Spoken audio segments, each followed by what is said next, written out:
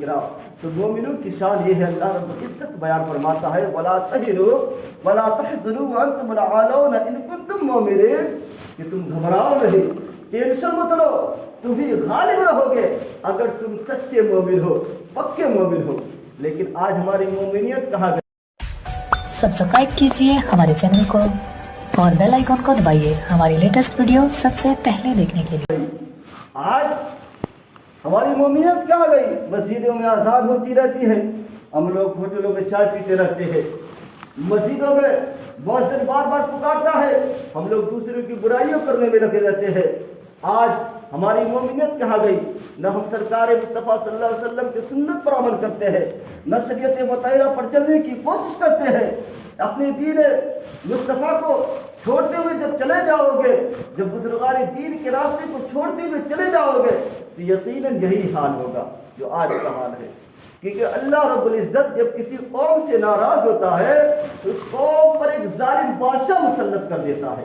اللہ اکبر میرے محترم معزز سامعین کرام آپ لوگوں نے بیت المقدس کا نام سنا ہوگا جسے ہم مسجد اقصیٰ کہتے ہیں مسجد اقصیٰ کی بڑی لمبی چوڑی تاریخ ہے اسے حضرت داؤد علیہ السلام نے بنوایا حضرت داؤد علیہ السلام کے بعد حضرت سلیمان علیہ السلام نے بنوایا اور حضرت سلیمان علیہ السلام کی طاقت یہ تھی کہ ہواؤں پر ان کی حکومت تھی دریاؤں پر ان کی حکومت تھی چرندوں پرند پر ان کی حکومت تھی انسانوں پر ان کی حکومت تھی جناتوں پر ان کی حکومت تھی اور جو مسجد اقصیٰ بنائی گئی جو بیت المقدس تعمیر کرایا گیا یہ حضرت سلیمان علیہ السلام نے اس وقت میں جناتوں کے ذریعے کرایا تھا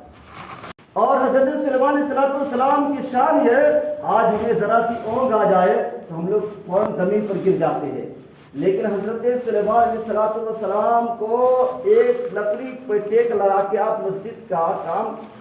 کروا رہے تھے بیت المقدس کا کام کروا رہے تھے اسی عالم میں آپ کی روح نکل جاتی ہے اسی عالم میں روح پرواز کر جاتی ہے لیکن اللہ کی قدرت اس کی شان دیکھو کہ آپ زمین پر نہیں گرتے بلکہ اسی لکڑی سے ٹیک لگا کے کھڑے رہتے ہیں یہاں تک کہ اس لکڑی کو دیمک کھا کر کھوکھلا کر دیتی ہے اور جب وہ لکڑی ٹوٹ کر نیچے گر جاتی ہے جب جا کے وہ حضرت سلیمان علیہ السلام کے نیچے زمین پر گرتے ہیں تب جناتوں کا علم ہوتا ہے کہ سلیمان علیہ السلام کا انتقال ہو چکا ہے ان کی روح پرواز کر چکی ہے میرے محترم معزز سامعین کرام اس وقت بیت المقدس کا کام پورا ہو گیا تھا بیت المقدس سے آپ جائے تو وہاں بہت ہی خون خرابہ ہوا بے شمار لوگوں کی خون کی ندیاں وہاں بہی بہت سے عیسائی وہاں قتل کیے گئے بہت سے یہودی قتل کیے گئے بہت سے مسلمان بھی قتل کیے گئے لیکن یہ سلسلہ چلتا رہا حضرت فاروق اعظم رضی اللہ تعالیٰ عنہ کا زمانہ آتا ہے حضرت فاروق اعظم رضی اللہ تعالیٰ عنہ حضرت عبیدہ بن جراح کو ایک لشکر لے کر بھیجتے ہیں ملک شام کی طرف ملک شام کے بہت سے علاقے فتح ہو جاتے ہیں آپ نے اپنے لشکر کا رخ جو ہے بیت المقدس کی طرف کیا ہے بیت المقدس کی طرف پہنچتے ہیں جب عیسائیوں نے دیکھا حضرت عبیدہ بن جراح کے ساتھ بہت سے لشکر ہے عیسائیوں نے اپنے آپ میں سرنڈر کر دیا عیسائیوں نے اپنے آپ کو سرنڈر کر دیا اللہ اکبر اور یہ کہا کہ جب امیر المومنین آ جائیں گے تو ہم ان کے ہاتھ میں یہ چابیاں دے دیں گے بغیر خون خرابہ کے بغیر قتل و غارت کے اگر وہ آ جائے تو ہم ان کے ہاتھ میں یہ چابیاں دے دیں گے اور ان کا مقصد صرف یہ تھا کہ انہوں نے انجیل میں یہ پڑھ چکے تھے انجیل جو کہ ایک آسمانی کتاب ہے اس میں انہوں نے یہ پڑھ چکے تھے کہ جو شخص بیت المقدس کو فتح کرے گا وہ نبی آخر زمان صلی اللہ تعالی وسلم کا سچا جانشین سچا خلیفہ ہوگا اور جب وہ بیت المقدس کو فتح کرنے کے لیے آئے گا تو کوئی شاہی لباس نہیں بلکہ پیوند لگا ہوا کپڑا پہن کر آئے گا اور آئے گا کہ شان و شوکت کے ساتھ آئے گا کہ خود کو پیدل چلے گا اور غلام کو سواری پر بٹھا کے رکھے گا اللہ اکبر حضرت عبیدہ بن جراح نے خط لکھا اے امیر المومنین آپ کی آمد پر بیت المقدس کی فتح کو موقوف رکھا گیا لہذا آپ تشریف لائے حضرت عمر فاروق اعظم رضی اللہ تعالیٰ عنہ جو ہے اپنے غلام کو ساتھ لیا ہے اور پھر بیت المقدس کا سفر شروع فرما دیا اور راستے میں معاہدہ کر لیا کہ ایک منزل پہ میں بیٹھوں گا ایک منزل پہ تم بیٹھنا ایک منزل پہ میں پیدل چلوں گا اور ایک منزل پہ تم پیدل چلنا لہذا اس طریقے سے کبھی آپ بیٹھتے کبھی آپ کا غلام اس سواری پر بیٹھتا جب بیت المقدس قریب آیا اس غلام کی باری تھی سواری پہ بیٹھنے کی عیسائی جب دیکھے کہ امیر المومنین نیچے اونٹ کی نکیل پکڑ کر چل رہے ہیں اور غلام جو ہے اونٹ پر بیٹھا ہوا ہے. وہ عیسائی دیکھ کر حیران و پریشان اور سمجھ گئے کہ ہاں یہی سچا وہ جانشین ہے جو بیت المقدس کو فتح کرے گا. میرے محترم معزز سامعین کرام،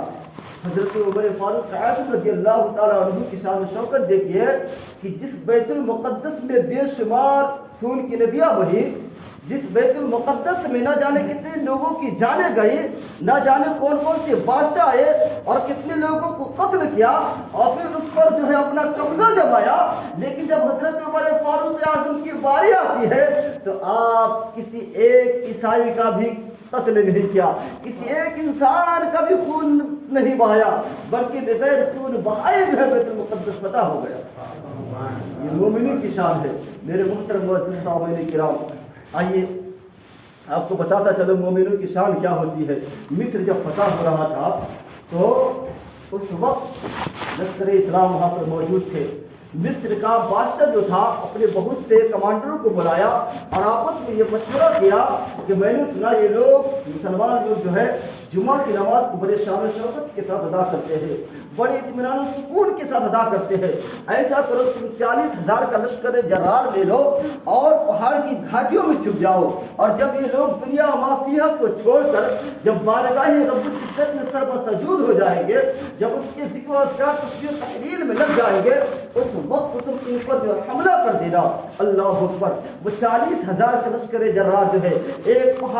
پہاڑ کی گھاٹیوں میں چھپ گیا ہے. جب یہ مسلمان قوم مسلم جو ہے جمعہ کی نماز کے لیے دریا مافیہ کو چھوڑ کر جب بارگاہ رب العزت میں سر بسجود ہو گئے ہیں، جب اس کی تسبیح و تحلیل میں لگ گئے ہیں، تو وہ 40,000 کا لشکر جرار یہ پہاڑ کی گھاٹیوں میں چھپا ہوا تھا فوراً اچانک حملہ کر دیتا ہے اور اتنی تیزی کے ساتھ حملہ کرتا ہے، اتنی تیزی کے ساتھ حملہ کرتا ہے کہ ہزاروں کو شہید کیا اور نہ جانے کتنوں کو زخمی کیا. لیکن قربان جائیے ان مجاہدین اسلام پر، قربان جائیے ان کلمہ پڑھنے والوں پر کہ سر تن سے جدا ہو رہے ہیں لیکن سجدے میں فرق نہیں آ رہی ہے، سر تن سے جدا ہو رہے ہیں لیکن رکوع میں فرق نہیں آ رہا ہے، زخمی ہو رہے ہیں، خون بہ رہا ہے لیکن نماز میں کوئی فرق نہیں آ رہا ہے. لیکن جیسے ہی امام صاحب نے اپنی نماز کو پوری کی اور سلام پھیرا ہے السلام علیکم ورحمۃ اللہ، السلام علیکم ورحمۃ اللہ، تو جنگ کا پاسا ایسے پلٹا ہے کہ جو 40,000 کا لشکر جرار بے شمار مسلمانوں کی خون کی ندیاں بہا رہا تھا، بے شمار مسلمانوں کو شہید کر رہا تھا. اللہ اکبر. وہ 40,000 میں ایک بھی ایسا زندہ بچ کر نہ جا سکا جو اپنے بادشاہ کو آخری پیغام پہنچا دے. یہ مسلمانوں کی شان ہوتی ہے. میرے کا مقصد صرف یہی ہے کہ ولا تہنوا ولا تحزنوا وانتم الاعلون ان کنتم مؤمنین. گھبراؤ نہیں، ٹینشن مت لو، غمزدہ مت ہو، تم ہی غالب رہو گے اگر تم پکے مومن ہو، سچے مومن ہو. تو آج ہمیں ضرورت صرف اس بات کی ہے کہ ہم پکے مومن بن جائیں. آج ضرورت ہمیں صرف اس بات کی ہے کہ ہم نمازوں کی پابندی کرنے لگ جائیں. آج ضرورت ہمیں صرف اس بات کی ہے کہ سنت مصطفیٰ کے مطابق اپنی چہرے کو رکھنا چالو کر دے. آج ضرورت ہمیں صرف اس بات کی ہے کہ شریعت مطہرہ پر چلنا شروع کر دے. آج ضرورت ہمیں اس بات کی ہے کہ اسلام کے قانون کے مطابق چلنا شروع کر دے. جب اسلام کے قانون کے مطابق چلنا شروع کر دیں گے، جب اسلام شریعت مصطفیٰ کے قانون کے مطابق چلنا شروع کر دیں گے، جب سنت مصطفیٰ پر عمل ہونے لگے گا، تو قسم خدا کی کہتا ہوں کہ پوری دنیا میں اپنے آپ جو ہے فتح و نصرت مسلمانوں